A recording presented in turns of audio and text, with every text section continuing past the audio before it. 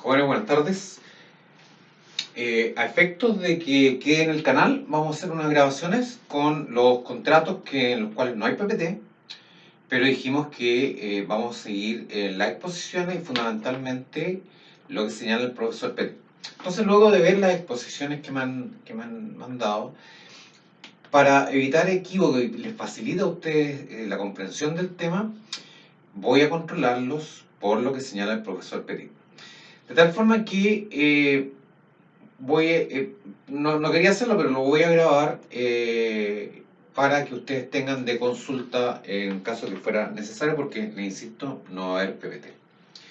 Vamos a partir, vamos a partir por los contratos consensuales, salvo el contrato de compra-venta, que ya lo vimos y le dimos un análisis pormenorizado y que entró además para el certamen. Los contratos consensuales, fundamentalmente, eran, en el derecho romano, o sea, eran derechamente taxativos, eran la compraventa, el arrendamiento, la sociedad y el mandato. Ya visto la compraventa, ahora nos falta ver los otros tres.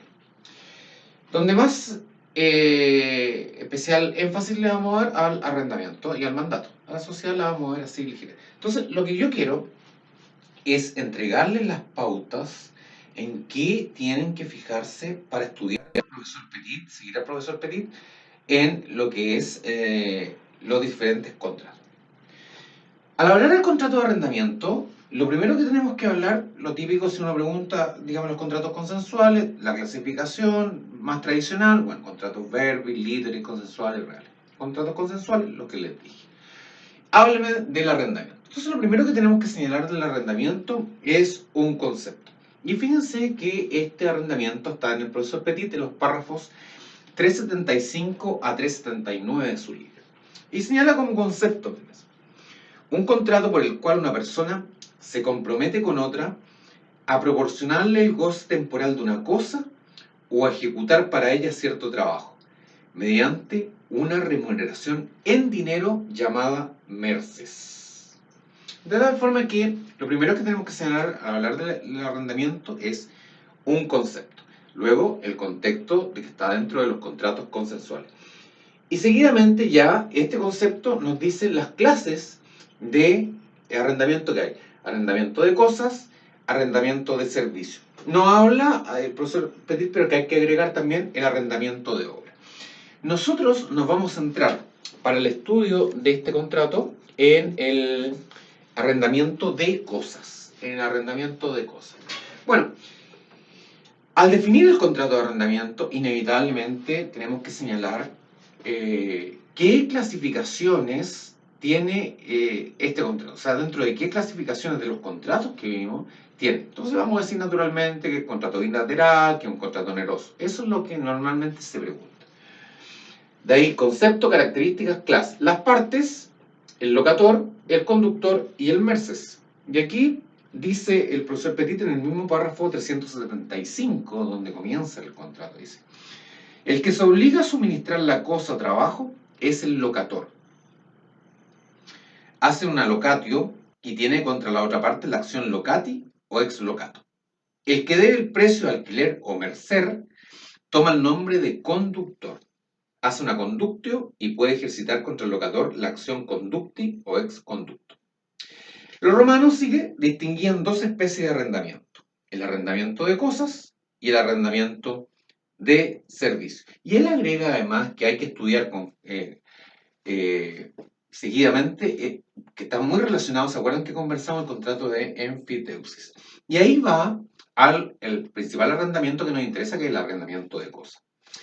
Señala en el 376, del arrendamiento de cosas, se lo titula, y habla información y elementos esenciales. Y aquí sí que nos vamos a ver. Digamos, como punto de partida, que el contrato de arrendamiento basa sus disposiciones en el contrato madre de los contratos consensuales, que en el contrato de compraventa. De tal forma que muchas de sus disposiciones siguen al contrato de compraventa. De tal forma que los elementos esenciales, fíjense, del contrato de arrendamiento son los mismos que en la compraventa. Es decir, una cosa y un precio. Elemento esencial, porque si no tenemos precio en el arrendamiento, y recuerden que un elemento esencial, ¿ya? Es aquello sin los cuales el contrato no existe o degenera en otro distinto, ¿en cuál degeneraría? Naturalmente en el contrato de comodato. ¿Ah? En el comodato. Todos esos son los elementos esenciales. Y también distinguimos en este contrato los elementos de la naturaleza, que pueden ser dejados sin efecto por las partes, y que son, fíjense, los mismos que en el contrato de compraventa, que son las obligaciones, pero ya no del vendedor, sino las obligaciones del arrendador. Otorgar una posesión pacífica y tiene además que responder por la obligación de saneamiento de la evicción y la obligación de saneamiento de los vicios reditores. Detengámonos un minuto en los elementos esenciales de la naturaleza y sigamos a ver qué nos cuenta el profesor Petit. Dice, el acuerdo de las partes debe recaer sobre la cosa objeto del arrendamiento y sobre el precio, elementos que son de la esencia del contrato. Por lo tanto, por lo general dice, el arrendamiento puede tener por objeto toda cosa, mueble o inmueble, corporal o incorporal, susceptible de figurar en el patrimonio de los particulares. Fíjense qué curioso, aquí los autores se separan, ¿eh? Se separan, nos siguen, fíjense, indistintamente, o todos, nos siguen no son unívocos, no tienen una misma opinión sobre el contrato de arrendamiento. Fíjense, el profesor Petit no habla de que la clasificación del contrato de arrendamiento o los tipos de arrendamiento que hay es contrato de cosa y de servicio. No habla nada. En cambio, el profesor Guzmán señala, dice, un primer tipo corresponde al arrendamiento de cosas. Un segundo tipo es el arrendamiento de obra, por la cual el conductor se obliga a ejecutar cierta transformación con su trabajo en una cosa que le proporciona el locator, como si se entrega bronce a un orfebre para que modele una estatua o a un transportista para que lo lleve a otro lugar. En ambos casos, por un cierto precio. El tercer tipo de forma de arrendamiento de servicios es el arrendamiento de servicio, perdón, en que el locator se obliga a prestar su trabajo al conductor y este a remunerarlo, como si alguien se obliga al servicio doméstico de otro por determinado salario. ¿Eh? Pero hay otra situación. Aquí, la regla general de las fuentes es que se permite, fíjense, arrendar las cosas incorporales. ¿Ah? Y entienden que se puede arrendar las cosas incorporales, pero así no lo entiende el profesor Guzmán. El profesor Guzmán dice, la cosa arrendada puede ser de cualquier tipo de las corporales, mueble, inmueble, mancipio, no mancipio, siempre que resulte inconsumible y no fungible. No pueden, pues, arrendarse los iura o cosas incorporales en la terminología de Gallo. Digesto, y acudo al digesto. No puede dar en arrendamiento una servidumbre, se opone a los otros autores. Tampoco se puede arrendar el usufructo como el jus, aunque el usufructuario puede arrendar la cosa sobre la cual recae aquel para extraerle frutos civiles. Entonces, esto es lo que señala, por ejemplo, el profesor Guzmán en su libro sobre el arrendamiento. Entonces, pero aquí vamos a seguir, para efectos metodológicos, ya, vamos a seguir al profesor P. Entonces, vamos a seguir, entonces me dice, puede recaer sobre una cosa corporal o incorporal, susceptible de figurar en el patrimonio de los particulares. Hay que hacer excepción, sin embargo, entonces dice, fíjese, se puede arrendar las cosas incorporales, pero, a diferencia de la exposición de sus compañeros, dice, se puede arrendar la servidumbre, dice, pero con una excepción, dice. Sin embargo, las servidumbres prediales no pueden ser arrendadas, salvo no pueden ser arrendadas, dice, ya me perdí,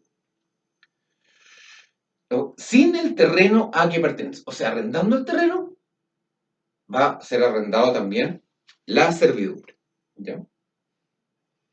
Después sigue, dice, el precio del arrendamiento, el precio ahora el segundo elemento esencial, ya vimos la cosa, el precio debe presentar iguales características que el precio de venta. Debe, pues, ser cierto, debe consistir en dinero. Si por el disfrute de una cosa se ha prometido una remuneración de otra naturaleza que no sea dinero, no hay más que un contrato innominado. Sin embargo, dice, excepción, al tratarse del arrendamiento de un fondo, la renta podía ser fijada en especie. En fin, termina, el precio debe ser serio. De lo contrario, no hay arrendamiento, pero puede haber, según los casos, un comodato o una donación. Que sea serio no significa que se pueda aplicar la lesión enorme, ¿ah? La lesión enorme, recordemos que está, para efectos de nuestro estudio, el, en la compra-venta y solo a propósito como garantía para el vendedor. Para el vendedor. Digamos desde ya que la lesión enorme no puede ser tampoco dejada sin efecto por las partes. Y esto se mantiene hasta el día de hoy. Hasta el día de hoy. Bien, efectos del arrendamiento. Bueno, después sigue elementos de la naturaleza, posesión fácil, evicción y vicio reditorio. Señala con respecto a la evicción y los vicios reditorios, fíjese que las acciones edictales, vale decir la acción reivindicatoria y la acción de los vicios, y la acción quanti minoris, para pedir una rebaja del precio, solamente fueron aceptados a nivel de Justiniano. Pero aquí, y este sí que es un tema que si se acuerdan, ya lo habíamos conversado en clases anteriores, hay una relación con el usufructo. La diferencia entre arrendamiento y usufructo es mínima, de tal forma que es fácil confundirse. Bueno, pero la gran diferencia está en que, en una pregunta de certamen, ¿cuál es la diferencia entre derechos reales y derechos personales? Y ahí están todas las diferencias que pueden encontrar en el usufructo. Pero el profesor Petit las desarrolla expresamente. Y vamos a agregar ahí una más. Dice, de la obligación del arrendador. A propósito de la obligación del arrendador, dice, debe proporcionar al arrendatario el uso y el goce de la cosa durante el tiempo del arrendamiento. Pero aquí señala, y déjenme buscarlo, ya, aquí. El arrendatario tiene pues derecho a usar de la cosa y recoger los frutos que únicamente adquiere como el usufructuario. O sea, hasta el momento hace un símil. Aunque su situación sea comparable a la de usufructuario, o sea, reconoce que hay una similitud entre arrendamiento y usufructuario, aquí empieza con la diferencia. Por las ventajas que saca de la cosa alquilada, difiere del arrendamiento. Porque el arrendador, dice, está personalmente obligado a procurarle el goce de la cosa. O sea, nace, producto del contrato, una obligación. ¿De quién? Del arrendador. Que no necesariamente tiene que ser el propietario, como dice el mismo libro. ¿Mm? Mientras que el simple propietario no tiene con el usufructuario ninguna obligación. Debe solamente no oponer obstáculo alguno a su disfrute. El motivo de tal diferencia es que el arrendatario tiene un derecho de crédito contra el arrendador y el usufructuario un derecho real sobre la cosa. Aquí ya hemos conversado sobre derecho real y personal. Pero fíjense que empieza a desarrollar otra idea, otra diferencia entre arrendamiento y usufructo. Y me estoy deteniendo aquí por algo. ¿Qué pasa, por ejemplo, en el usufructo? ¿Qué pasaba si el propietario vendía la cosa sobre que recaía el usufructo? Debemos recordar que al usufructuario no le afectaban las transferencias que podía hacer el propietario, porque el usufructo tenía sobre la cosa un derecho real y lo podía perseguir de qué mano de quien esté, no le importaban las transferencias, pero en el arrendamiento sí. En el arrendamiento sí. Dice en el párrafo 376, ya en la mitad del dice. Para ejecutar su obligación, es decir, para procurar al arrendatario el goce de la cosa arrendada, el arrendador debe entregarse. Esta sí, no es una tradición, es una tradición de mera detentación, es una nuda tradición. Debe además el arrendador garantizarle contra la evicción. Con mayor razón, debe indemnizarlo si enajena el inmueble arrendado. Es decir, ¿qué pasa con el arrendatario? ¿Qué pasa si el propietario vende el inmueble? El nuevo comprador no tiene por qué respetarle el derecho de arrendamiento al arrendatario, ¿ya? Pero dice, agrega, que debe indemnizarlo. Así lo señala en estos términos. Con mayor razón debe indemnizarlo si enajena el inmueble arrendado.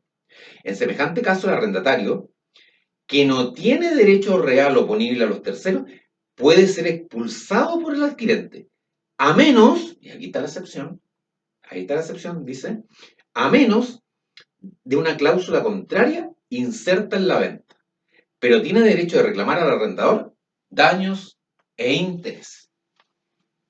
Relación, usufructo, arrendamiento. Además, fíjense que hay otro tipo de sanción. Ya, digamos, como derecho real, tiene como derecho personal, el arrendatario tiene una acción personal. Y fíjense también con la extinción.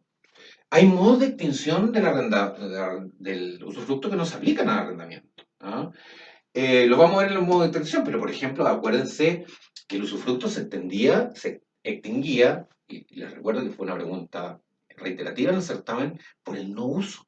Por el no uso. ¿Puede el arrendamiento cesar por el no uso? Vamos a ver las causas de extinción, pero no hay ninguna como el no uso. O sea, ya tenemos otra diferencia. De tal forma que hagan un papelito, háganse su mapa conceptual y preguntas fijas al tratar del arrendamiento, la diferencia con el usufructo.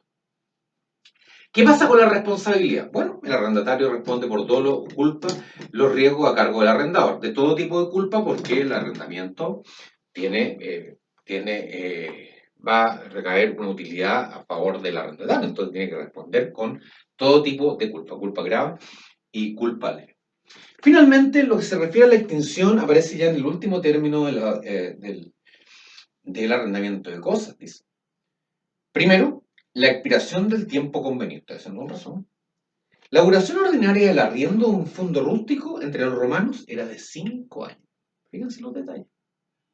Si al cabo del tiempo fijado el arrendatario continúa gozando la cosa arrendada, sin oposición del arrendador, se forma un nuevo arriendo por el acuerdo tácito de las partes. Y hoy, fíjense, sucede exactamente lo mismo.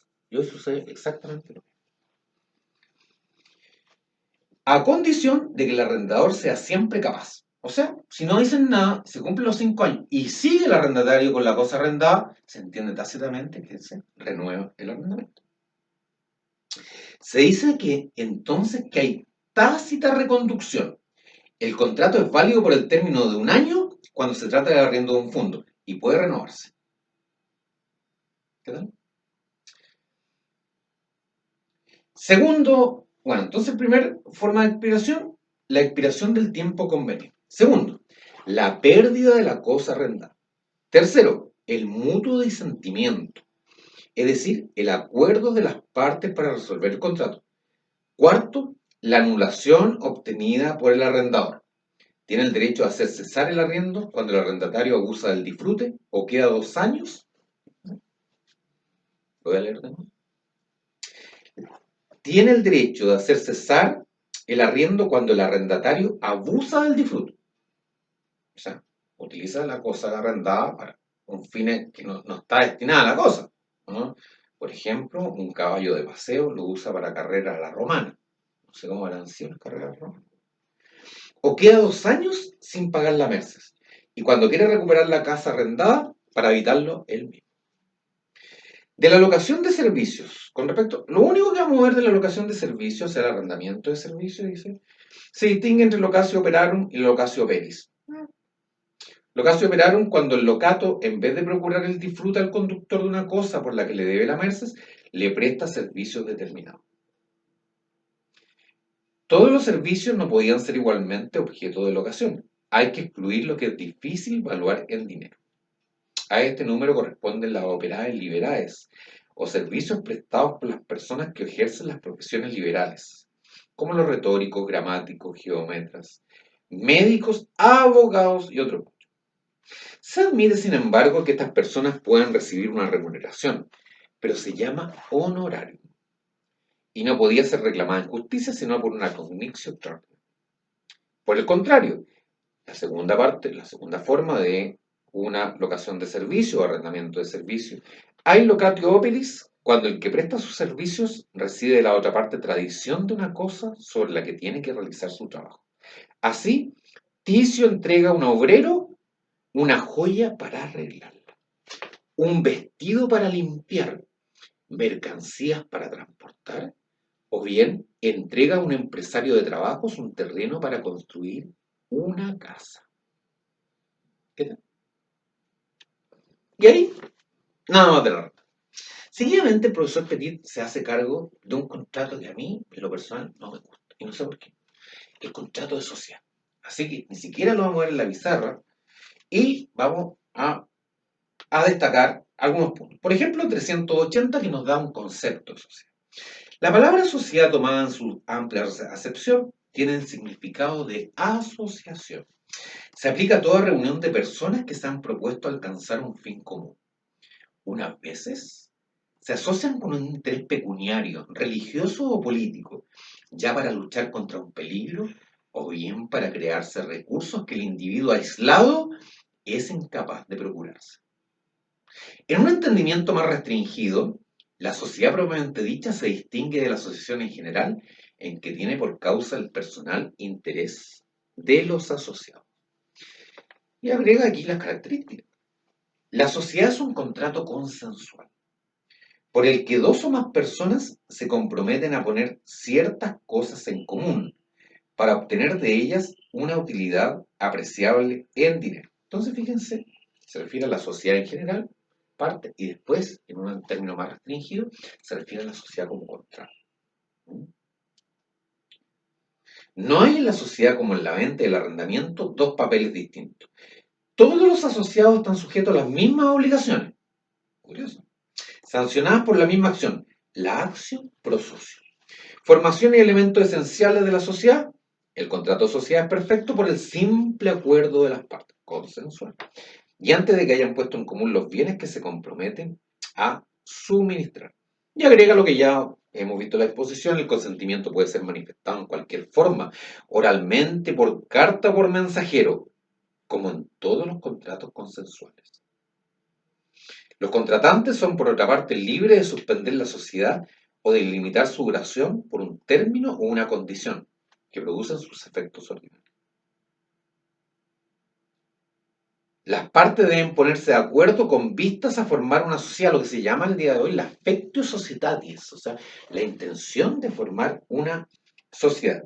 Y su acuerdo debe recaer sobre dos puntos, elementos esenciales del concepto. Concepto, características, elementos esenciales. Primero, es preciso que los asociados se obliguen a poner ciertos bienes en común. Segundo, es necesario que tengan por mira un resultado lícito y común. Y más que eso, la extinción. Extinción. Párrafo 386, libro del profesor Petit. De la disolución de la sociedad. Entre las causas que pueden traer la disolución del contrato citaremos, primero, la llegada del término fijado, plazo, o la condición a que está subordinada la resolución de la sociedad. Segundo, todo acontecimiento que pone un obstáculo material a la continuación de la sociedad, como la pérdida del fondo social o el fin de la operación de la sociedad. Tercero, la muerte de uno de los socios. La sociedad es en efecto contrato intuiti personae, es decir, que cada socio tiene confianza en los demás y solo se asocia porque cuenta con el concurso de todos los que acepta como socio. No se puede admitir de pleno derecho la continuación de la sociedad ni entre los sobrevivientes ni con los herederos del difunto. Termina. Pero siempre que hay una regla general, hay una excepción.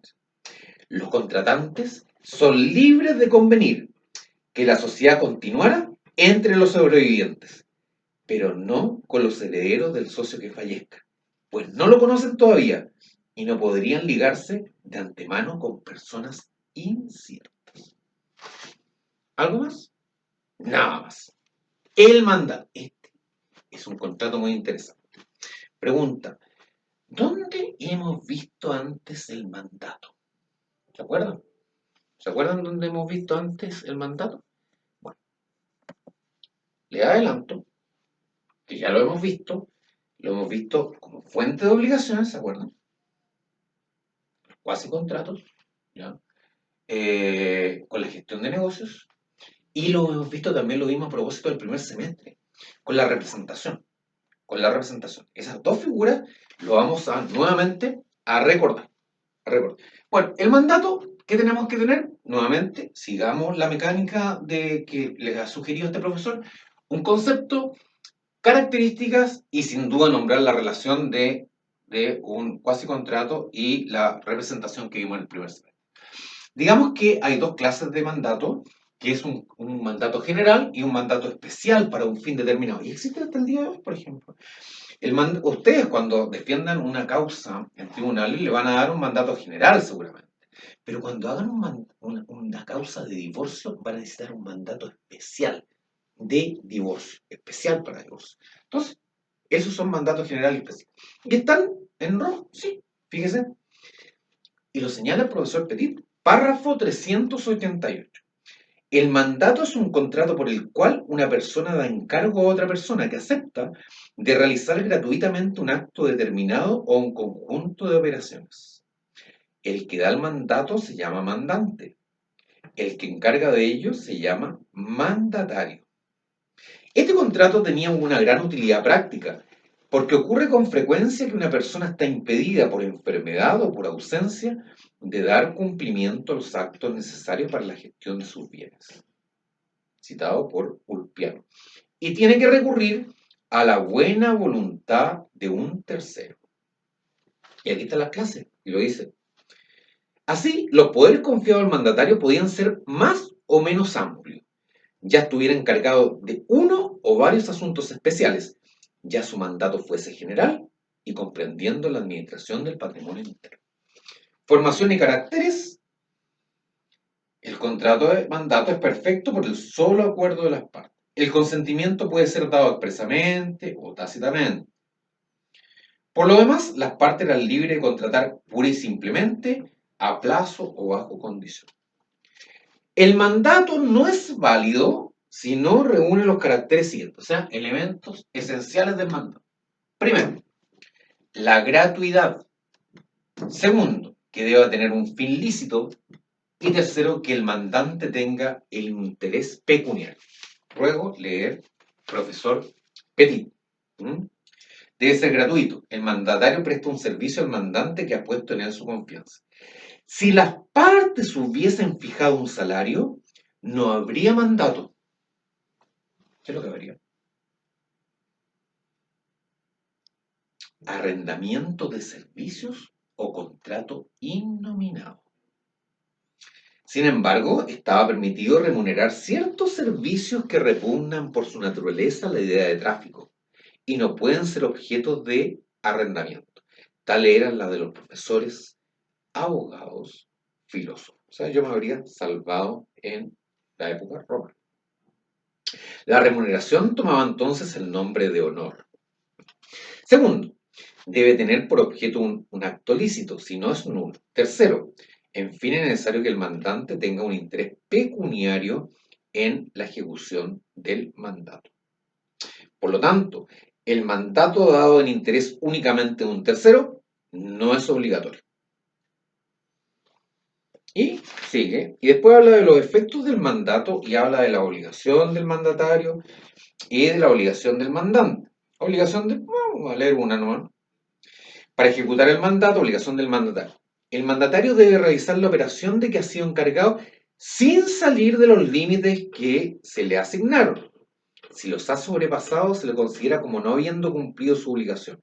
Se expone a daños e intereses, a la infamia resultante de la condena y no puede hacerse indemnizar por sus desembolsos. Segundo, cuando el mandato ha sido ejecutado, debe el mandatario dar cuenta al mandante.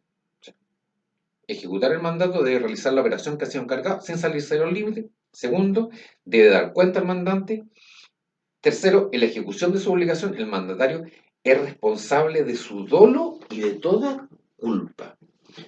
Curioso, curioso. Esta es una excepción al principio general, porque ¿a quién le interesa el mandato? ¿Al mandatario o al mandante? Si es gratuito, le interesa al mandante. Pero fíjense, por ser un contrato intuito personal, en que la persona, el mandatario, es fundamental para el mandante, el mandatario en la ejecución de su encargo responde de toda culpa, que normalmente por ser gratuito y que no le interesa el contrato, respondería por culpa grave. Pero esta es una alteración por el grado de confianza que se necesita en el contrato y el legislador romano lo ha elevado a toda culpa. O sea, responde por culpa grave y responde por culpa leve. Así lo señala. No está interesado en el contrato, presta un servicio gratuito y no debería responder más que por su dolo, como el depositario.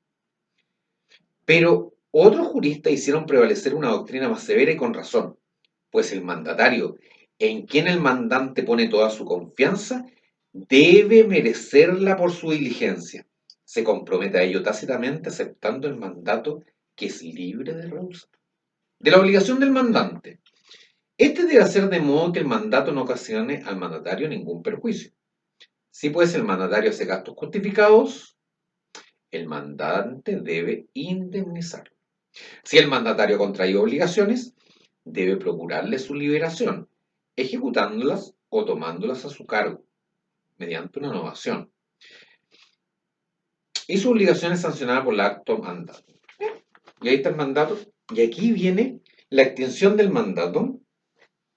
Dice el mutuo sentimiento, la voluntad del mandante, que tiene derecho a revocar el mandato cuanto le plazca, la voluntad del mandatario, la muerte del mandante o del mandatario, pues el mandato implica una confianza absolutamente personal, que no puede sobrevivir a una de las partes.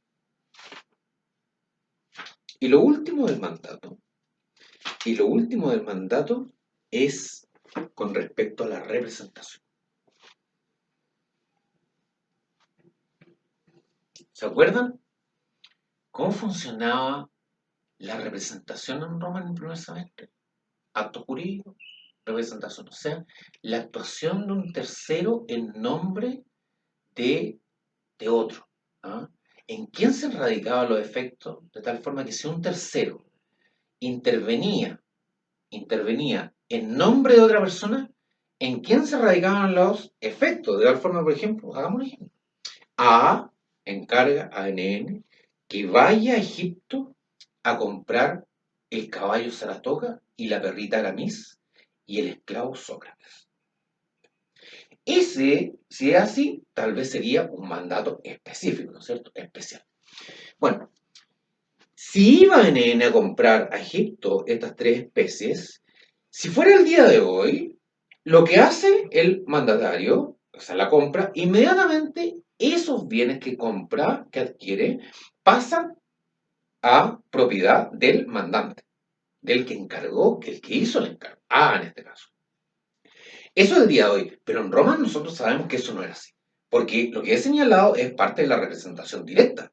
Y en Roma no existía no se reconocía la representación directa, se reconocía la representación indirecta, de tal forma que si A le encargaba a NN que fuera a comprarle esas tres especies a Egipto, ¿ya? Si las compraba, el propietario era NN, el que las había comprado en nombre del mandante. Pero A no adquiría nada. Posteriormente, NN, que había adquirido el nombre de A, tenía que hacerle la transferencia, o sea, por dos actos jurídicos, tenía que hacerle la transferencia a A de los perritos, del caballo y del esclavo que había adquirido en Egipto. ¿Ah? Representación indirecta. Esto, por favor, deténganse, porque es sumamente importante en el mandato. Entonces, pero, ¿qué pasa? Y aquí es una situación interesante. ¿Qué sucede? Fíjense, A envía a NN a Egipto a comprarle el perrito, el esclavo y el caballo Saratoga. ¿Qué pasa si los compraba y no le hacía la transferencia, pero se los dejaba en su poder? Se decía que igualmente podía ser propietario, pero por usucapión. Por usucapión. O sea, era válido, fíjense, sin que existiera representación directa, era válido que si se hacía entrega de las cosas propias del mandato, ¿ya? El mandante se entendía que poseía esos bienes, ¿ya? Como una compra non domino prácticamente, y podía adquirirlos por usucapión. Entonces, seguimos en un minuto más. Quiero terminar este video haciendo un pensamiento, una reflexión sobre el mandato y la representación indirecta. Razona, el profesor Petit, razona que esto era ajeno un poco a los hacía muy lento el tráfico jurídico a través de un mandatario, porque el mandatario, fíjense, tenía que celebrar dos actos jurídicos, primero para comprar y después para transferir, digamos, o sea, eran dos actos jurídicos. Entonces dice, bueno, pero dice, pero ¿cómo lo arreglaron el derecho romano que no entendía que un sui juris fuera representado en su nombre en forma directa? Que no entendía esa posición, pero ¿cómo lo podía hacer? Entonces dice que fue evolucionando el derecho romano a tratar de acercarse a la representación directa, pero que nunca la reconoció. Nunca la reconoció. Y trató de que existiera una obligación entre el mandante y el que había, el vendedor que había adquirido, por ejemplo, el vendedor originario de la perrita, del caballo, o sea, el egipcio. El egipcio. Entonces dice que podrían haber relaciones, pero a través de acciones útiles, pero que se acerquen. Pero lo que sí detalla es que en Roma al final no existió la representación directa. Pero hay una excepción. Y aquí quiero terminar el video en esta excepción. Señala en la parte final del párrafo 394, dice: no obstante este progreso, empieza luego de dar un pensamiento y reflexión sobre la necesidad de establecer obligaciones entre el mandante y la persona que el mandatario había celebrado el acto jurídico a través de acciones útiles, termina su pensamiento y dice: no obstante este progreso, el derecho romano jamás llegó a admitir en los contratos el principio de representación. La persona del mandatario no está puesta fuera de causa. Siempre es en en quien se realizan los efectos del acto cumplido, y solo por extensión y mediante acciones útiles son comunicadas al mandatario. Sin embargo, no ha quedado extraña al derecho romano en esta materia la idea de una representación completa. Y puede citarse al menos una aplicación cierta, o sea, de representación directa. Si una persona encarga a un mandatario que preste en su nombre dinero a un tercero, poco importa que el mandatario haya dado en mutuum su propio dinero o el dinero del mandante. Es el mandante quien se hace acreedor del prestario. El mandatario está fuera de causa. Única excepción de representación directa, según el profesor Petit, y que en definitiva nos interesa porque es el que vamos a seguir para estudiar esta materia.